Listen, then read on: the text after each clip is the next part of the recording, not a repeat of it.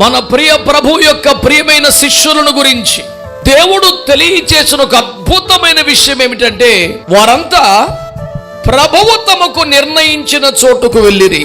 ఈ పూట దేవుడు నీతో మాట్లాడుతున్న ఒక స్పష్టమైనటువంటి ఉపదేశం ఏంటంటే, నీ కొరకు నిర్ణయించబడిన స్థలములో నీవు ఉండాలి.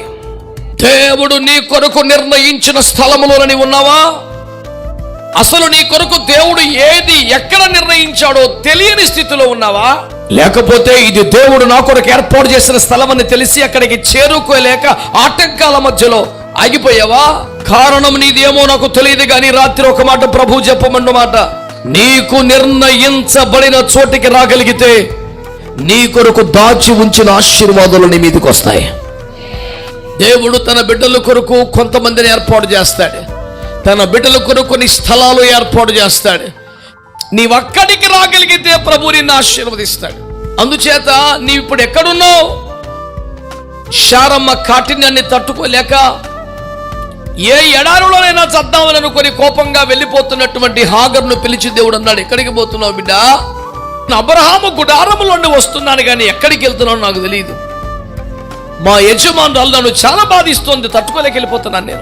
నేను పని మనిషిని కదా, దాసిని కదా, ఈ కష్టమే ఎక్కడ పడ్డా ఆ 4 మెతుకులు పెడతారు, నా వల్ల కాదిక. దేవుడు అమ్మతో మాట్లాడిన మాట ఏంటో తెలుసా? నీకు ఎక్కడికి వెళ్ళిన ఆహారం దొరుకుద్దేమో కానీ నీకు క్షేమము భద్రత ఉన్నది మాత్రం అబ్రహాము గుడారంలోనే. అక్కడ కఠినంగా ఉండొచ్చు నడిపింపు, నువ్వు చేతి కింద అన్నికి మనిగి ఉండాల్సిన అవసరం అయినా ఉండవు, నీకు అది క్షేమ స్థలం అని దేవుడు పంపించేశాడు. మీరందరూ ఆలోచించాల్సిన ఒక మాట, ఆ 11 మంది కూడా దేవుడు తమకు నిర్ణయించిన చోటే ఉన్నారట. మరి నీ సంగతి ఏంటి? నీ ఆధ్యాత్మిక జీవితం కానీ, సంఘ జీవితం కానీ, సహవాసం కానీ, సేవ కానీ, నువ్వే స్థాయిలో ప్రభువుని సేవిస్తున్న వ్యక్తివైనా నీకు నిర్ణయించబడిన చోటే ఉన్నావా? ఏదో ఒక చోట ఉండి ఆశీర్వాదాల కొరకు ఇంకా ఎదురు చూస్తూ ఉండిపోయావేమో.